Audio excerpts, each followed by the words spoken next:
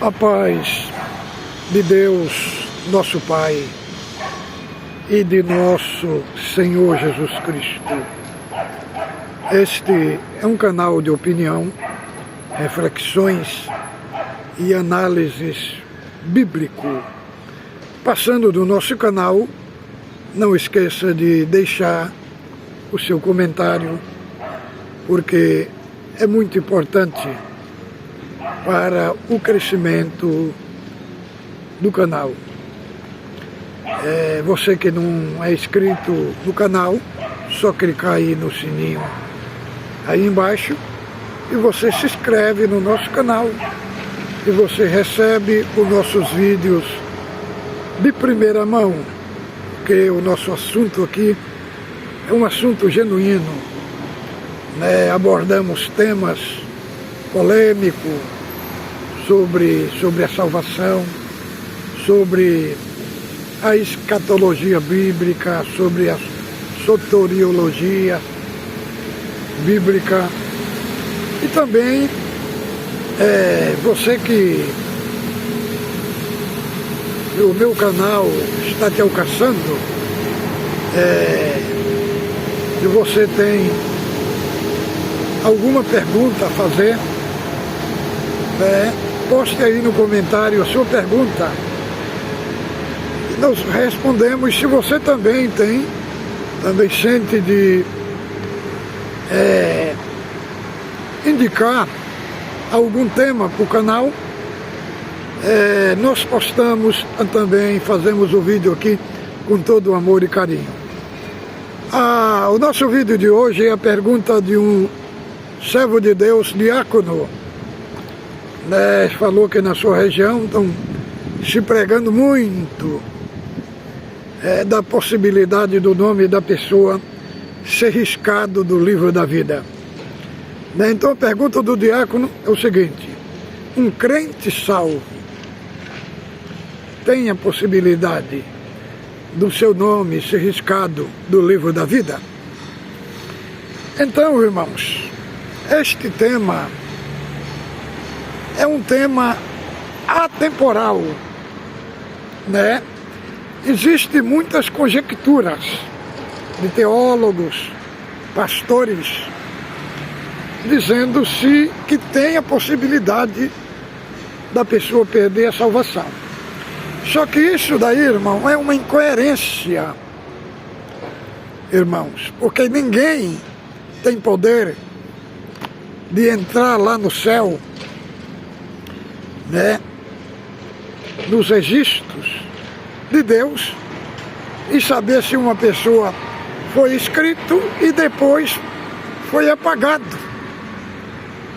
Não tem essa possibilidade. Isso fica apenas no campo da conjectura. Vejamos que ele cita muito o Apocalipse 3 e 5. Vamos ler aqui, ó. Olha aqui, ó. É o 3 e 5. O vencedor será sem vestido de vestidura branca, e de modo nenhum apagarei o seu nome do livro da vida. Pelo contrário, confessarei o seu nome diante do meu Pai e diante dos santos anjos. Irmãos, aqui não é uma advertência. Se fosse uma advertência, aí entrava o condicional de uma possibilidade do nome da pessoa ser riscado do livro da vida. Aqui é uma promessa para os vencedores. Vejamos, a cidade de Sardes era uma cidade que tinha uma fortaleza muito grande. Era impossível de ser invadida pela sua grandiosa fortaleza, mas ela foi invadida pelos persas. Então o Senhor fala a respeito, no início, usa esse contexto do que se passou em Sardes e faz uma exortação no início da vigilância. E ele fala que ao anjo da igreja que está em Sardes, escreve estas coisas. Diz aquele que tem os 7 Espíritos de Deus e as 7 estrelas, conheço as tuas obras, que tem nome de quem vive e está morto. Se é vigilante, confirma o restante, que estava para morrer, porque não achei íntegra tuas obras diante de Deus. Lembra-te, pois, do que tens recebido e ouvido, e guarda, e arrepende-te. Porquanto, se não vigiare, virei como ladrão, e se não conhecerem, que hora virei sobre ti. Tens tudo em Sardes, umas poucas pessoas que não contaminaram as suas vestes, vestidura, e andarão de branco, junto contigo, pois são dignos. Aí ele faz aqui uma promessa ao vencedor.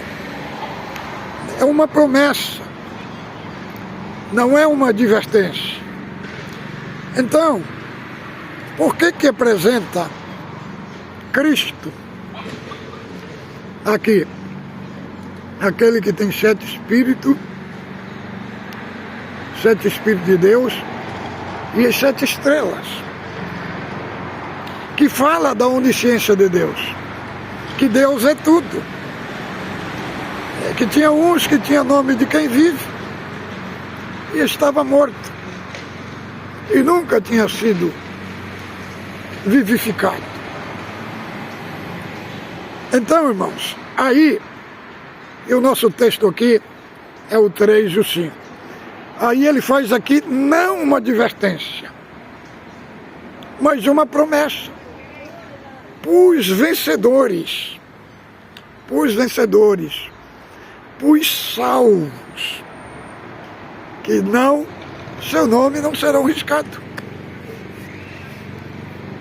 Ele fala os vencedores que seu nome está escrito lá, eles não serão riscados do livro da vida. Agora vamos ver outro texto de Apocalipse, capítulo 13, do verso 8, que aqui fala que todos os que vão à perdição, o seu nome nunca foram escrito no livro da vida. Então, irmão, não existe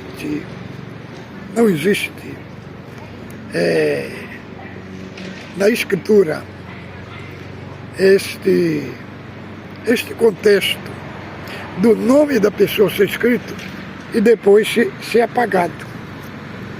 Vejamos o que diz aqui Apocalipse, capítulo 13 de Apocalipse. Vamos ver aqui o que diz a Escritura.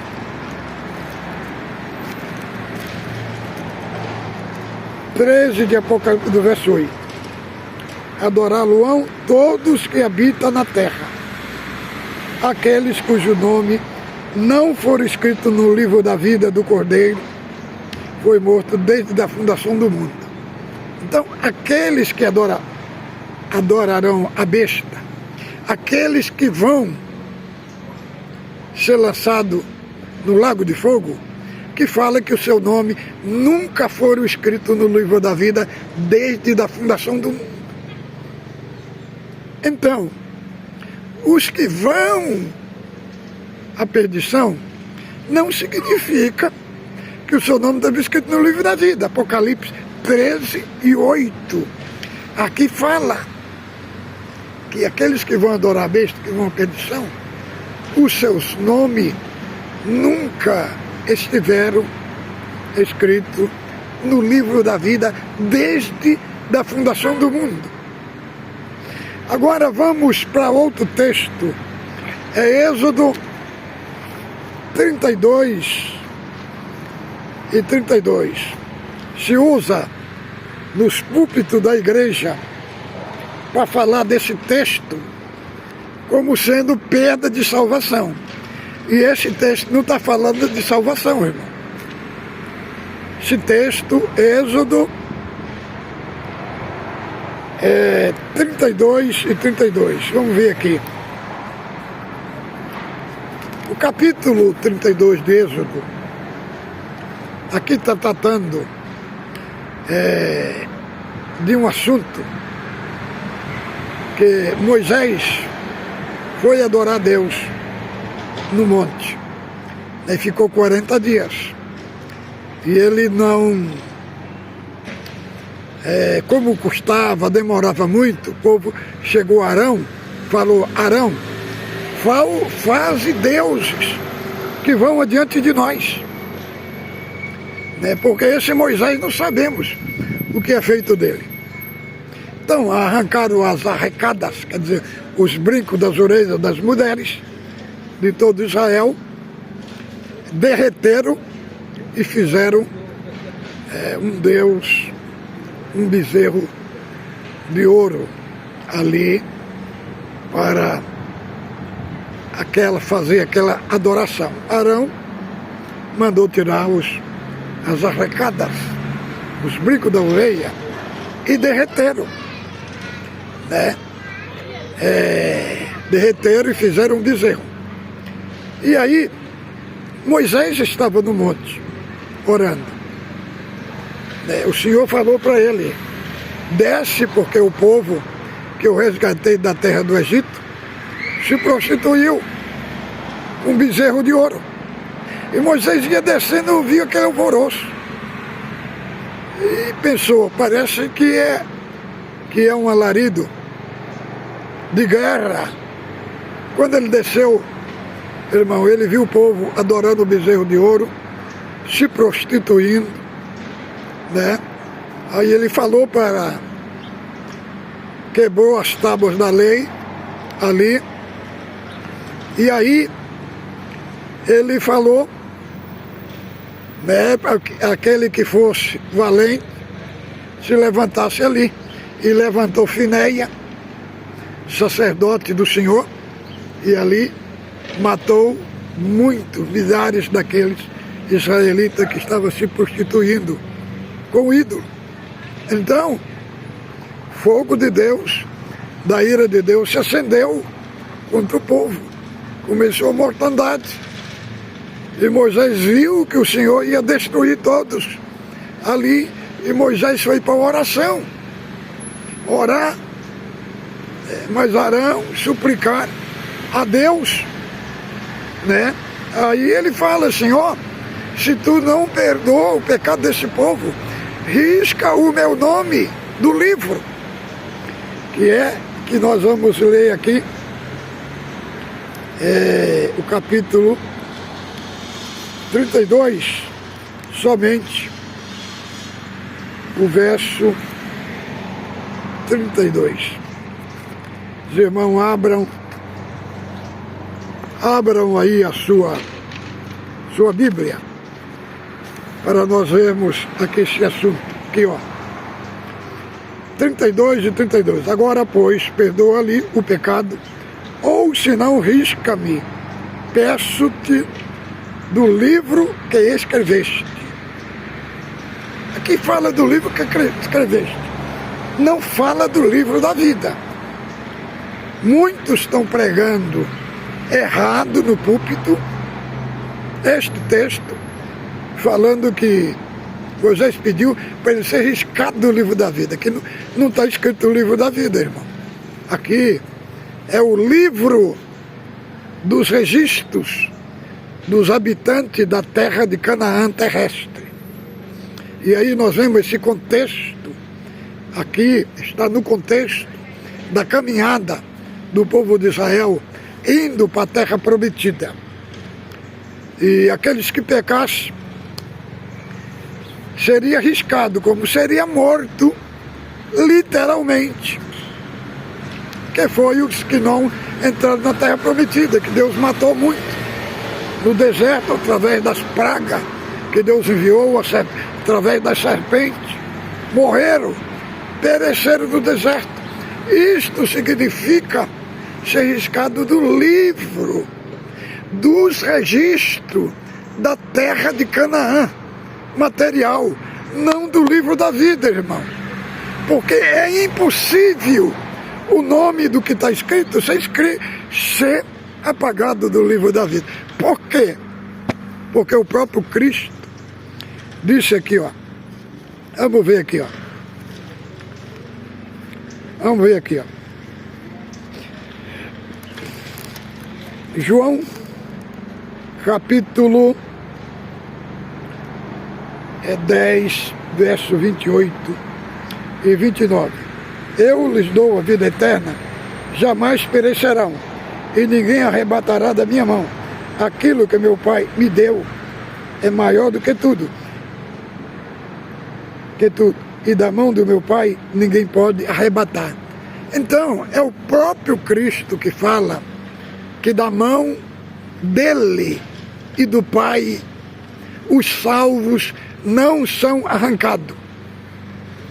Outra parte aqui, irmão, que nós encontramos aqui em 13 de Mateus, capítulo 13, ele fala da parábola da semente, né? Parábola da semente, que foi o semeador e lançou a sua semente. Uma caiu ao pé do caminho, outra caiu entre pedregais, outra caiu entre espinhos e outra em boa terra, fazendo alusões aos corações que recebe a semente, que é a palavra de Deus, né? E que nós sabemos que a única que deu fruto foi a que caiu em terra boa.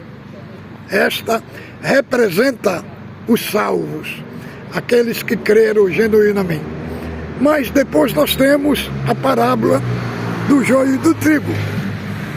Na parábola do joio de trigo, né, a semente, elas são os filhos do reino. Cristo retrata, né, a seara como o mundo, né?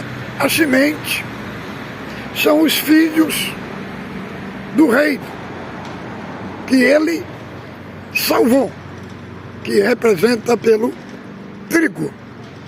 E aí o inimigo veio de noite e semeou o joio, né, entre o trigo. E nós vemos na parte histórica do joio que quando ele cresce, ele se parece com trigo, se parece, mas depois vai manifestando que ele não é trigo, que ele é joio. Então, em nenhum momento da parábola do joio de trigo está escrito que os filhos de Deus se transformaram em joio. Em nenhum momento. Os que foram chamados como trigo permaneceram trigo até o fim. É isso que está escrito. Agora, os joios, muitos confundem o joio, né, como os filhos do reino, né? Tem parência, mas não é trigo, irmão. É joio. Aqui Cristo descreve, né, que os filhos do reino foi plantado por ele. E esses filhos do reino, aqui na parábola que Cristo fala, eles permanecem trigo até o fim. Ele não se transforma em joio. Outra coisa. E aí, chegou uma hora que na parábola desse Senhor, que é o próprio Cristo, os servos do Senhor falando, o inimigo plantou joio no meio do trigo. Vamos e arranquemos. Ele falou, não arranquei, porque porventura, como está entrelaçado um no outro, arranquei também o trigo. Deixai para a ceifa. Na ceifa, Filho do Homem virá e vai separar o joio do trigo. Então, irmão, esta parte é uma parte muito enganosa.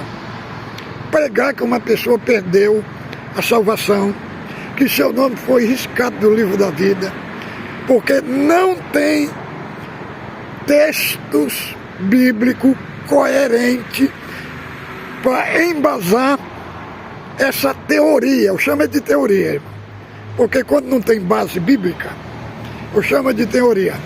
Aqui Cristo prova que aqueles que ele plantou como trigo, permaneceu trigo até o fim. Não se transformaram em joio. Isso daí, irmão,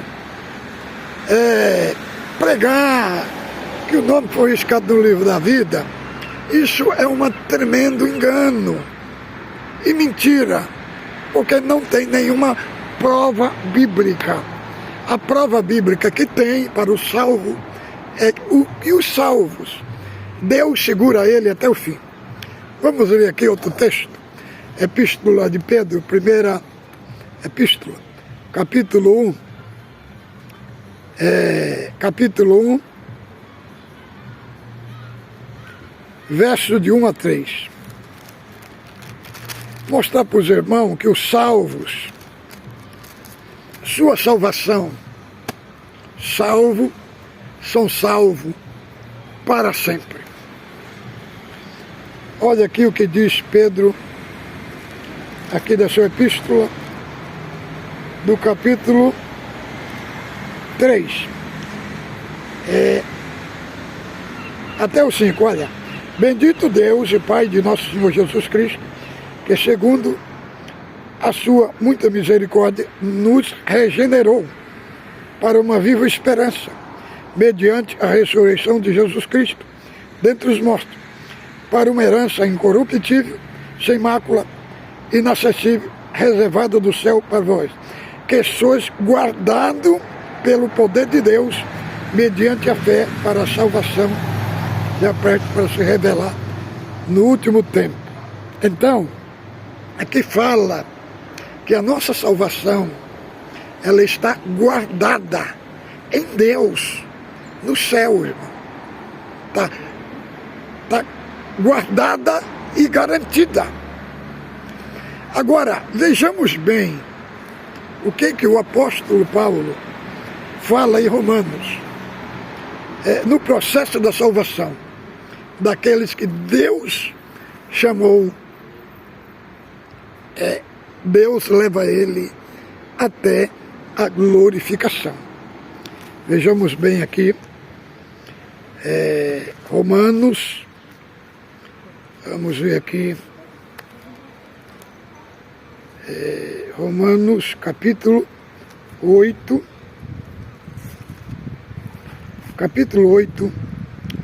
versos 29 e 30.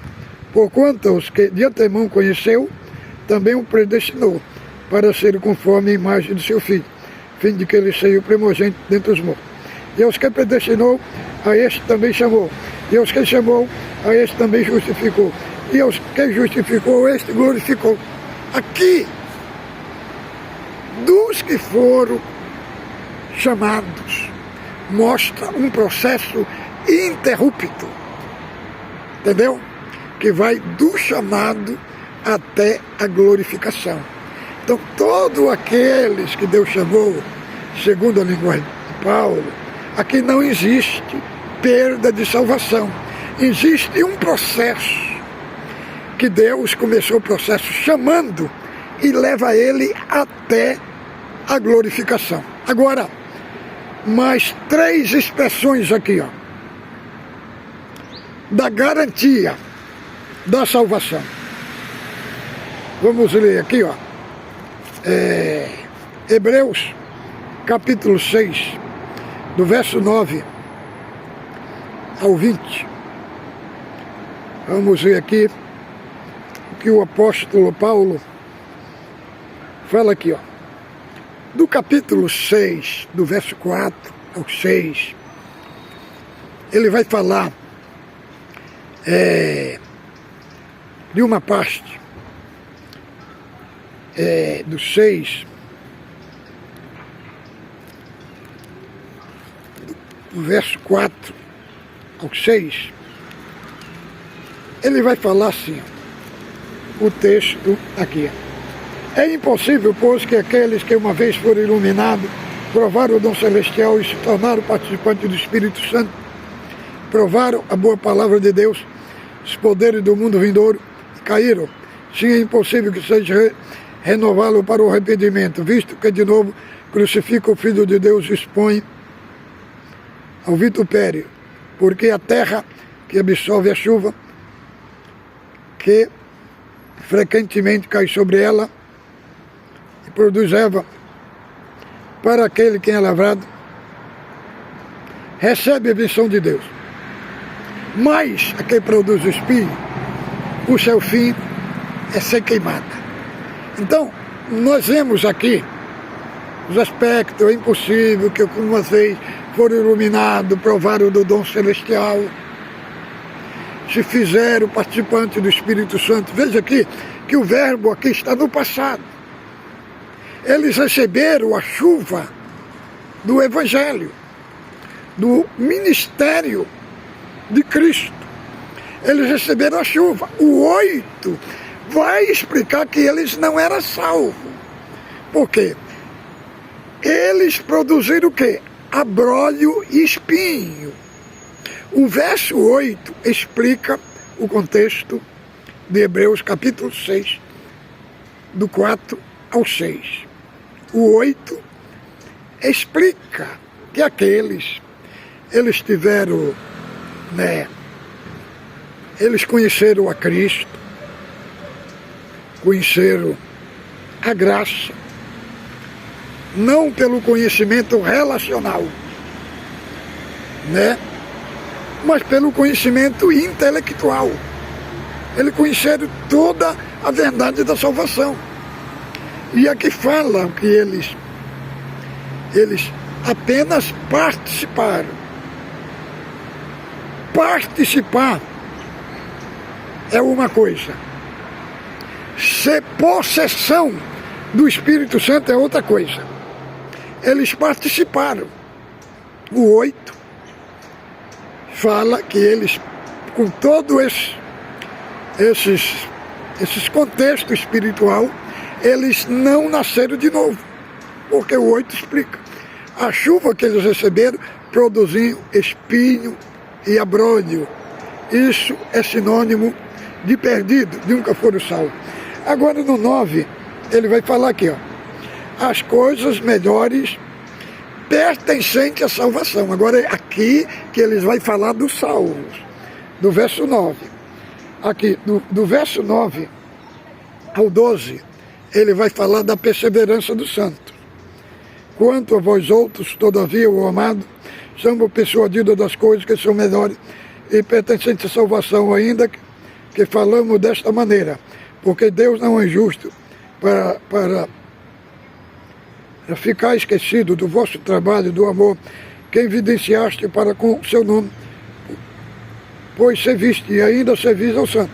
Desejamos, porém, continue cada um de vós mostrando até o fim a mesma diligência, para a plena certeza da esperança, para que não vos torneis indolentes, mas imitadores daqueles que pela fé e longanimidade é das promessas. Aqui está, primeiro princípio da segurança dos salvos, que é a perseverança dos santos. Agora, o segundo está do 13 ao 18. É a promessa que Deus fez para Abraão. Veja bem como é que está escrito. Pois quando Deus fez a promessa a Abraão, visto que não tinha alguém superior que jurou por si mesmo, dizendo certamente, te abençoarei, te multiplicando, multiplicarei. E assim depois de esperar com paciência, obteve Abraão a promessa. Pois o homem jura pelo que é superior. E o juramento servido de garantia para eles é o fim de toda contenda. E por isso Deus, quando quis mostrar mais firmemente aos herdeiros a promessa e imutabilidade do seu propósito, se interpôs com juramento, para que mediante duas coisas imutáveis, nas quais é impossível que Deus minta, forte temos alento nós que corremos para o refúgio, a fim de lançar mão da esperança proposta. Então, irmão, aqui, Deus, segundo princípio, que é impossível de um salvo perder a salvação, é porque Deus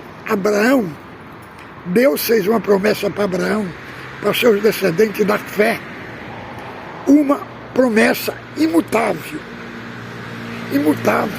que não muda. E aqui fala que é duas coisas possíveis que Deus minta.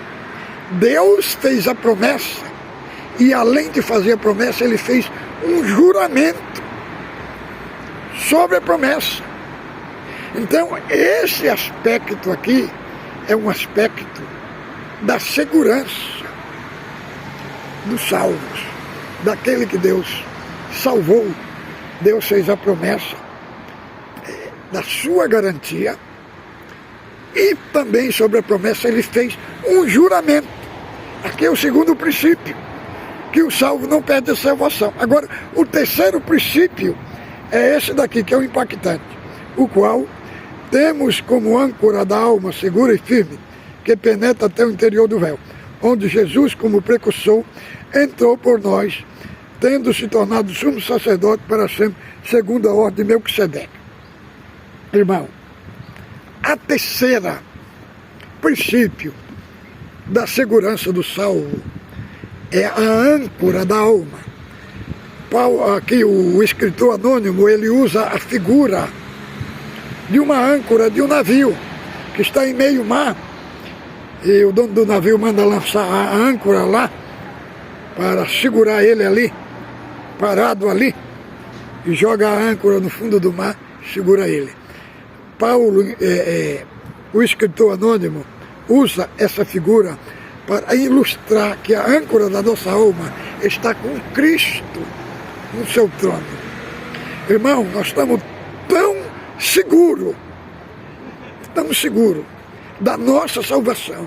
A nossa salvação é tão segura que o escritor aqui, hebreu, colocou esses três pilares da segurança, que é impossível o salvo perder a salvação. Agora aqui é embasado, irmão, é alinhado com a Bíblia, com a Escritura Sagrada, porque os anciãos estão fazendo confusão na cabeça da Irmandade, pregando coisas que não é verdadeira, que não procede da Escritura, que um crente salvo pede a salvação.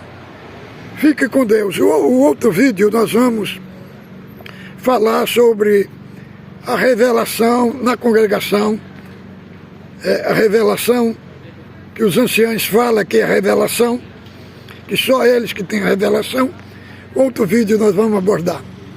Daí tem um vídeo do irmão que pediu para mim abordar 2 de 2 Pedro, né? Depois deste vídeo e do outro, aí eu vou fazer o vídeo que o irmão me pediu.